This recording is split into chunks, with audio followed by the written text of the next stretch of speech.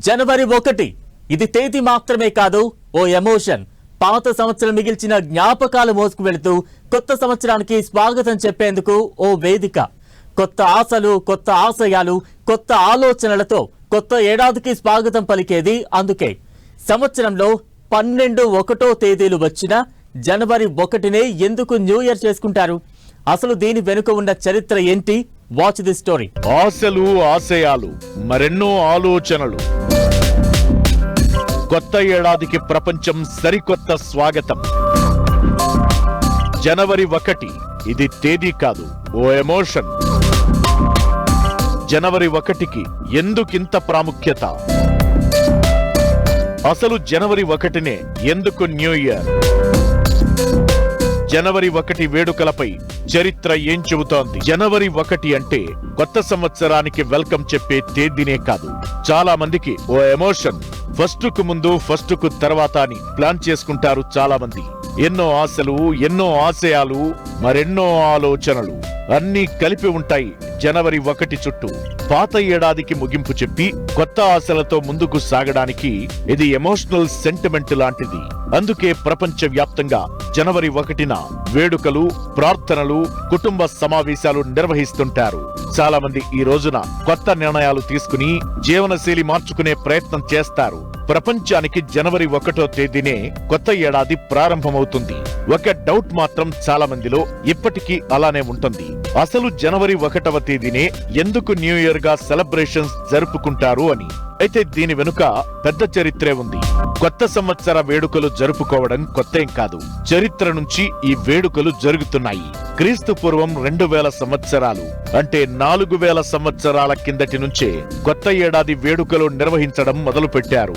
నిజానికి ప్రపంచమంతా ఏటా మార్చి నెలలో వసంతకాలం ప్రారంభమైన రోజు నుంచే కొత్త ఏడాదిగా లెక్క వేసేవారు. అయితే అదే సమయంలో రోమ్ సామ్రాజ్యం 10 నెలలతో కూడిన రోమ్ క్యాలెండర్ ను రూపొందించింది. ఈ క్యాలెండర్ లో తొలి నెల మార్చిగా ఉండటంతో మార్చి 1ని కొత్త ఏడాదిగా జరుపుకోవడం మొదలుపెట్టారు. అయితే క్రీస్తు పూర్వం 700 కాలంలో రోమ్ 2వ చక్రవర్తి పొంటిలియస్ అప్పటికే ఉన్న రోమ్ క్యాలెండర్ కు జనవరి, ఫిబ్రవరిని యాడ్ చేసి 12 నెలలు ఉన్న క్యాలెండర్ ను రూపొందించారు. ప్రజాప్రతినిధులు, అధికారుల పదవీ కాలాలను జనవరి 1 నుంచి లెక్కగట్టిన మార్చి 1నే కొత్త సంవత్సర వేడుకలు నిర్వహించేవారు. అయితే కాలం గడుస్తున్న కొద్దీ రోమ్ జనాలు జనవరి 1ని నూతన సంవత్సరం ఫస్ట్ డేగా గుర్తించడం మొదలుపెట్టారు. తొలిసారి క్రీస్తు పూర్వం 153లో జనవరి 1న నూతన సంవత్సర వేడుకలు జరిగాయి. అయినా నూతన ఏడాదిని ఎప్పుడు ప్రారంభించాలన్న ప్రశ్నతో పాటు సూర్యచంద్రుల గమనంతో అప్పటి క్యాలెండర్ తేదీలు సరితూగకపోవడంతో వాటి లెక్కలు సరిచేసి క్రీస్తు పూర్వం 46లో జూలియస్ సీజర్ జూలియన్ క్యాలెండర్ ను అమల్లోకి తీసుకొచ్చారు. జనవరి అనే పేరు జానస్ అనే రోమ్ దేవుడి పేరు మీదుగా వచ్చింది. అందుకే జనవరి 1వ తేదీని నూతన సంవత్సరం తొలి రోజుగా జూలియస్ అధికారికంగా ప్రకటించారు. అయితే క్రీస్తు శకం వచ్చాక యూరోప్ లో చాలా మార్పులు చోటు చేసుకున్నాయి.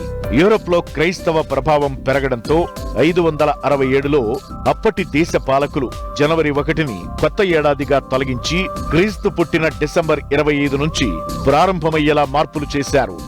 జూలియన్ క్యాలెండర్లోనూ పలు లోపాలను గుర్తించిన పోప్ గ్రెగోరీ 13 వాటికి కొన్ని మార్పులు చేస్తూ 1582లో గ్రెగోరియన్ క్యాలెండర్ ను ప్రవేశపెట్టారు. ఆయన రూపొందించిన క్యాలెండర్ అందరికీ ఆమోదంగా ఉండటంతో ప్రపంచ దేశాలన్నీ దానికి అలవాటు పడి జనవరి 1న నూతన సంవత్సర వేడుకలు జరుపుకోవడం ప్రారంభించాయి.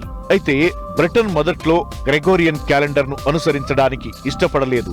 జనవరి 1న కాకుండా మార్చి 1న కొత్త ఏడాది వేడుకలు జరుపుకునేది. అయితే కాలక్రమంలో ప్రపంచ దేశాలు బ్రిటన్ మధ్య తేదీల్లో తేడాలు రావడం, వాణిజ్యపరంగా ఇబ్బందులు మొదలు కావడంతో 1752లో బ్రిటన్ సామ్రాజ్యం కూడా గ్రెగోరియన్ క్యాలెండర్ ను అమలు చేసి జనవరి 1న నూతన సంవత్సరం వేడుకలు స్టార్ట్ చేసింది.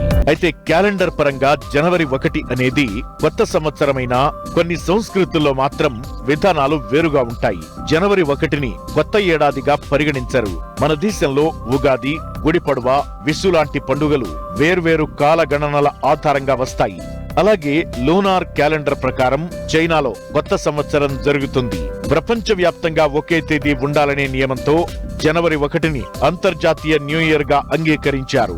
కాలంతో పాటు మారిన క్యాలెండర్లు, పాలనా అవసరాలు, మానవ ఆలోచనలే జనవరి 1న వేడుకలు జరుపుకోవడానికి కారణం. అయితే తేదీ ఏదైనా కొత్త ఏడాదికి అర్థం ఒక్కటే, కొత్తగా బతుకులను స్టార్ట్ చేయడం, కొత్త భవిష్యత్ క్రియేట్ చేసుకోవడం. ఫ్రెండ్స్ తో గెట్ టుగెదర్లు, ఫ్యామిలీ మీటింగ్లు, వేడుకలు, ఇలా న్యూ ఇయర్ ను ఆహ్వానించడంతో ఒక్కొక్కరిది ఒక్కో స్టైల్. కొన్ని దేశాల్లో అయితే ఈ సెలబ్రేషన్స్ పీక్స్ లో కనిపిస్తుంటాయి. సాహసాలు, వింత వేషధారణలు, ఇలా రకరకాల పద్ధతులు ఫాలో అవుతూ ఉంటారు. అదృష్టం అడ్రస్ వెతుక్కుని రావాలన్నా, లాస్ట్ ఇయర్ కష్టాలు తీరాలన్నా ఇదే కరెక్ట్ అని ఫీల్ అవుతుంటారు. అలాంటి వింత సంప్రదాయాలు ఉన్న దేశాలేంటి? న్యూ ఇయర్ ను వాళ్ళు ఎలా సెలబ్రేట్ చేసుకుంటారు? సాహసాలు, వింత వింత గెటప్లు, వింతైన ఆచారాలు, వెరైటీగా వేడుకలు. ఏ దేశంలో సెలబ్రేషన్స్ ఎలా ఉంటాయి? ఇలాంటి ఆచారాల వెనుక సీక్రెట్ ఏంటి? స్పేస్ లో ఆస్ట్రోనాట్లకు 16 సార్లు న్యూ ఇయర్. బ్రిటిష్ పాలన కంటే ముందు ఇప్పటిలా మన దేశంలో కొత్త సంవత్సరాన్ని సెలబ్రేట్ చేసుకునేవారు కాదట. అప్పట్లో ఎక్కువగా సంప్రదాయ వేడుకలు, పండుగలు మాత్రమే జరుపుకునేవారు. మార్చి, ఏప్రిల్ మాసంలో వచ్చే చైత్ర మాసాన్ని ఎక్కువ మంది కొత్త ఏడాదిగా భావించేవారు. తెలుగు, కన్నడ జనాలు ఉగాది పండుగనే న్యూ ఇయర్ గా జరుపుకుంటారు. మరాఠీ ప్రజలు గుడి పడ్వాను, తమిళ ప్రజలు పుత్తాండు పండుగను కొత్త సంవత్సరంగా పరిగణిస్తారు. అయితే ప్రపంచవ్యాప్తంగా న్యూ ఇయర్ ను కొత్తగా వింతగా చేసుకునే దేశాలు ఉన్నాయి. న్యూ ఇయర్ అంటేనే కొత్త ఆశలు, సరికొత్త ఆశయాలు. అయితే అదృష్టం తలుపు తట్టాలన్నా, గతేడాది కష్టాలు పారిపోవాలన్నా వింత పద్ధతులు పాటించాల్సిందే అని కొన్ని దేశాల్లో జనాలు గట్టిగా నమ్ముతారు. ప్రాణాలకు తెగించే సాహసాలు, భయంకరమైన వేషధారణల మధ్య వేడుకలు జరుపుకుంటారు. తూర్పు యూరోప్ దేశమైన రొమేనియాలో జనాలు కొత్త ఏడాది వేళ ఎలుగుబంటి వేషధారణలో కనిపిస్తారు. దీనిని బేర్ డాన్స్ అంటారు. నిజమైన ఎలుగుబంటి చర్మాలను ధరించి డప్పుల శబ్దానికి అనుగుణంగా వీధుల్లో డాన్సులు చేస్తారు. ఇలా చేస్తే ఆ ప్రాంతంలోని దుష్ట శక్తులు పారిపోతాయని, కొత్త ఏడాదిలో అంతా శుభమే జరుగుతుందని వారి నమ్మకం. ఇక స్కాట్లాండ్ లోని ఎడిన్బర్గ్ లో హోగ్మనే వేడుకలు ఎంతో వెరైటీగా జరుగుతాయి. ఇక్కడ జనాలు పెద్ద పెద్ద అగ్నిగోళాలను చేతులతో పట్టుకుని వీధుల్లో ప్రదర్శనగా వెళతారు. ఈ మంటల వెలుగులు చీకటిని తరిమేసి జీవితంలో కొత్త వెలుగులను నింపుతాయని అక్కడి జనాల బలమైన నమ్మకం. జర్మనీ, ఆస్ట్రియా దేశాల్లో లీడ్ పోరింగ్ అనే వెరైటీ పద్ధతిని పాటిస్తారు. ఒక చెంచాలో సీసాన్ని కరిగించి దాన్ని చల్లని నీటిలో పోస్తారు. ఆ నీటిలో సీసం ఏ ఆకారాన్ని పొందితే దాన్ని బట్టి వారి భవిష్యత్తు ఎలా ఉండబోతోందో అంచనా వేస్తారు.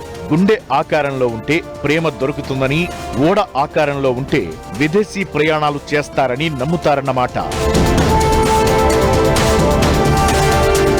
ఇక రష్యాలోని సాహస వీరులు కొత్త ఏడాదికి స్వాగతం పలికే విధానం గూస్ బంప్స్ తెప్పిస్తుంది. -డిగ్రీల చలిలో గడ్డకట్టిన నదుల లోపలికి దూకి నీటి అడుగున ఒక క్రిస్మస్ ట్రీని నాటుతారు. తమ పౌరుషాన్ని నిరూపించుకోవడానికి ఇదొక గొప్ప అవకాశంగా వారు భావిస్తారు. పనామా దేశంలో మొనికోస్ అనే ఆచారముంది. ఇక్కడ ప్రముఖ రాజకీయ నాయకులు, సెలబ్రిటీల బొమ్మలను తయారు చేసి తగలబెడతారు. పాత ఏడాదిలో జరిగిన చేదు జ్ఞాపకాలను, చెడును దహనం చేయడానికి ఇది సంకేతం. ఇలా చేస్తే కొత్త ఏడాది ప్రశాంతంగా సాగుతుందన్నది అక్కడి జనాల నమ్మకం. ఇక థాయిలాండ్ లో ఏప్రిల్లో జరుపుకునే కొత్త ఏడాది వేడుకలను సోంగ్ క్రాన్ అంటారు. మన హోలీ పండుగలానే ఇక్కడ ఒకరిపై ఒకరు నీళ్లు చల్లుకుంటూ ఆనందంగా గడుపుతారు. నీరు తమ పాపాలను, కష్టాలను కడిగివేస్తుందని వారి విశ్వాసం. ప్రపంచమంతా ఒకే రోజున పండుగ చేసుకున్నా ఆ సంబరాలు జరుపుకునే విధానాల్లో మాత్రం చాలా తేడాలు ఉంటాయి. భూమి మీద ఉన్న మనకు ఒక్కసారి న్యూ ఇయర్ వస్తే అంతరిక్షంలోని ఇంటర్నేషనల్ స్పేస్ స్టేషన్ లో ఉన్న ఆస్ట్రోనాట్లు మాత్రం 16 సార్లు ఈ అనుభూతిని సొంతం చేసుకుంటారట. అందుకు కారణం ఐఎస్ఎస్ గంటకు 28,000 కిలోమీటర్ల వేగంతో భూమి చుట్టూ తిరగడమే. 90 నిమిషాల్లో భూమి చుట్టూ ఒక రౌండ్ పూర్తి చేస్తుంది. దీంతో ఐఎస్ఎస్ లోని వ్యోమగాములు ప్రతి 45 నిమిషాలకు ఒకసారి భూమిపై పగలు, 45 నిమిషాల తరువాత రాత్రిని చూస్తారు. ఇక ఒక్క రోజులో ఐఎస్ఎస్ భూమి చుట్టూ 16 సార్లు తిరుగుతుంది. దీంతో అందులోని వ్యోమగాములు ప్రతిరోజు 16 సార్లు సూర్యోదయాన్ని, 16 సార్లు సూర్యాస్తమయాన్ని ఆస్వాదిస్తారు. అలా ISS లోని వ్యోమగాములు కొత్త ఏడాదికి 16 సార్లు స్వాగతం పలుకుతారన్నమాట. జనవరి 1 అనేది జస్ట్ ఒక తేదీ మాత్రమే కాదు, దీని చుట్టూ ఎన్నో ఆలోచనలు, భావోద్వేగాలు, ఆశలు అల్లుకొని ఉంటాయి.